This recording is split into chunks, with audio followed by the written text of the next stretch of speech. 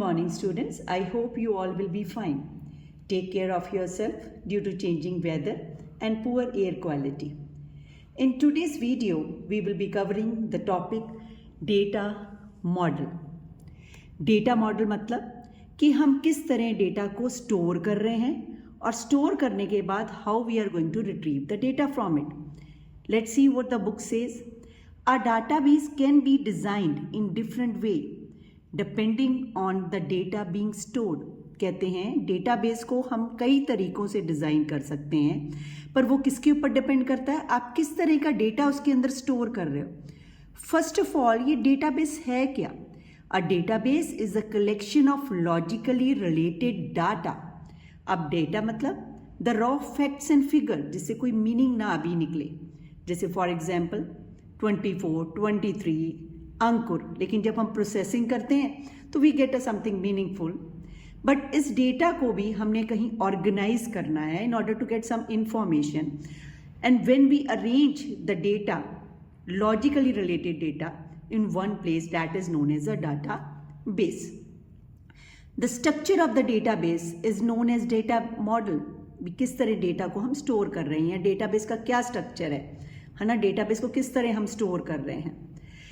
That describe the manner in which the data will be stored. किस तरह वो data store किया जाएगा, और स्टोर करने के बाद हम उसको वहाँ से फैच कैसे करेंगे, मीन्स रिट्रीव कैसे करेंगे डेटा को स्टोर करने के बाद. डेटा मॉडल के अंदर काफ़ी कंपोनेंट्स हैं जो डिस्क्राइब उस डेटा के बारे में बताते हैं और उन डेटा के बीच में क्या रिलेशन है उसके बारे में बताता है. There are different type of data models. We will be discussing 3 of them. And these are hierarchical data model, network data model, and relational data model. First of all, hierarchical data model. In this, the data is stored in an inverted tree-like structure. Or we can say this is the method in which the data is organized into a tree-like structure. लेकिन actually में ये inverted tree की तरह होता है, not a tree. इन विच वे, अब tree में क्या होता है, रूट्स नीचे होती हैं, ब्रांचेस ऊपर होती हैं, लेकिन इसमें एक इन्वर्टेड ट्री के फॉर्म में डेटा स्टोर होता है. लेट्स स्टडी और understand with the help of an example which is given on the next page, that is 148. अब ये एग्जाम्पल है फिगर 8.1 में. It is of hierarchical data model in which at the top they have given the root that is Likes Limited. इसकी 2 branches है, personal information and project information. अब personal information branch की further leaves हैं जिसके अंदर data है employees name, salary and designation. Project information is also a branch of likes limited, but इसकी further leaves हैं project number, project deadline and employees in charge. लेकिन अब इसकी कंपोनेंट्स के बीच में कोई रिलेशन नहीं है. अब ये देखो कि जैसे ट्री के अंदर रूट नीचे होता है, ब्रांचेस ऊपर होती हैं, लेकिन इसमें डेटा कहाँ स्टोर हो रहा है, रूट ऊपर है और ब्रांचेस फर्दर हैं और ब्रांचेस की लीव्स दे रखी हैं और इसके कंपोनेंट्स में कोई रिलेशन नहीं है. इन द सेम वे हमारा नेटवर्क डेटा मॉडल है, उसके अंदर भी डेटा हम लोग इन्वर्टेड ट्री के फॉर्म में हम स्टोर करते हैं, जैसे कि फिगर 8.2 में दे रखा है.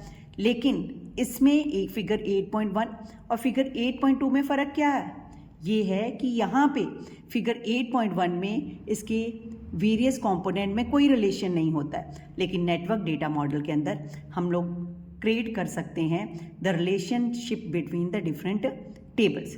लेकिन है दोनों का structure same, that they are like a inverted tree.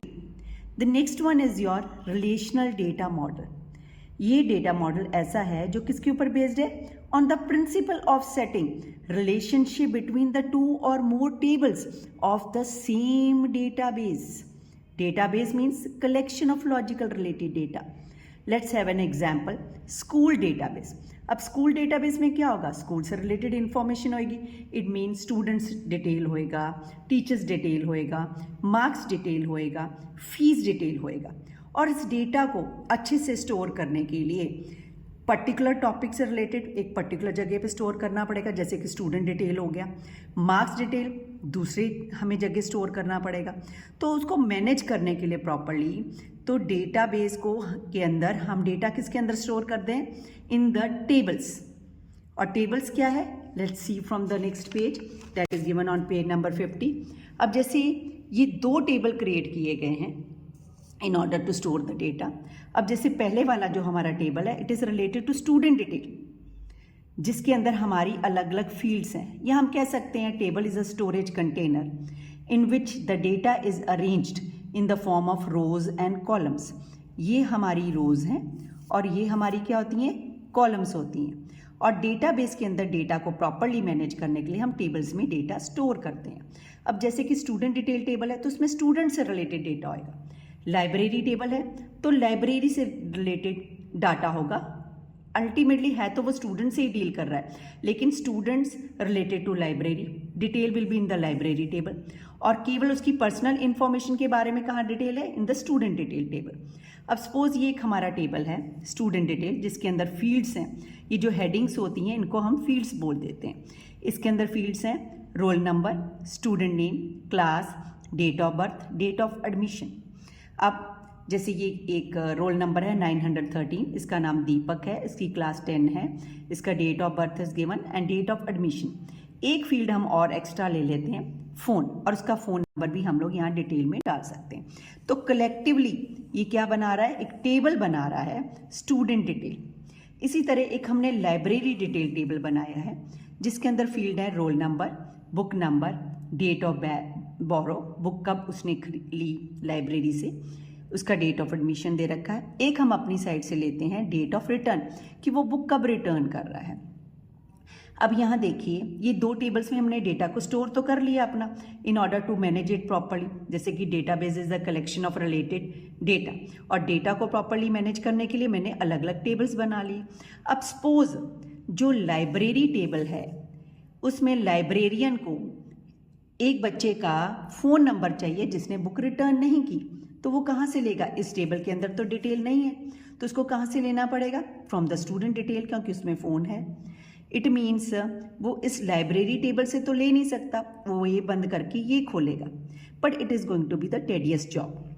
लेकिन relational database give us the alternative in which we can create the relationship between different tables on the basis of common की।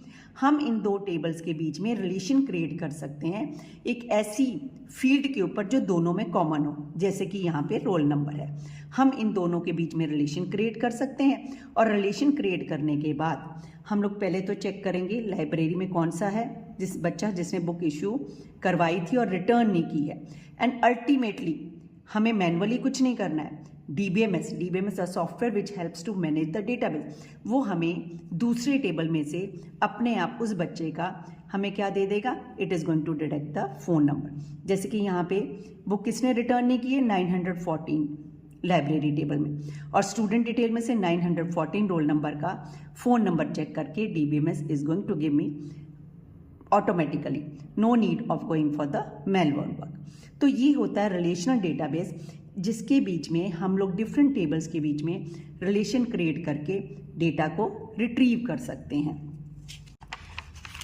Now again we will switch over to page number 149।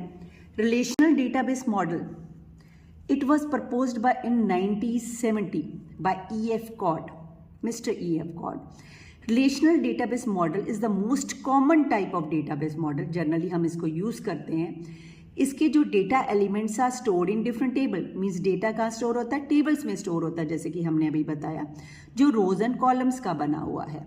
और data in different tables are related, और अलग अलग table के अंदर data को हम आपस में रिलेट कर सकते हैं, लेकिन किसके बेसिस पे कर सकते हैं, on the basis of common की। जैसे कि हमारी फील्ड थी roll number which was common in between the student detail and the library detail.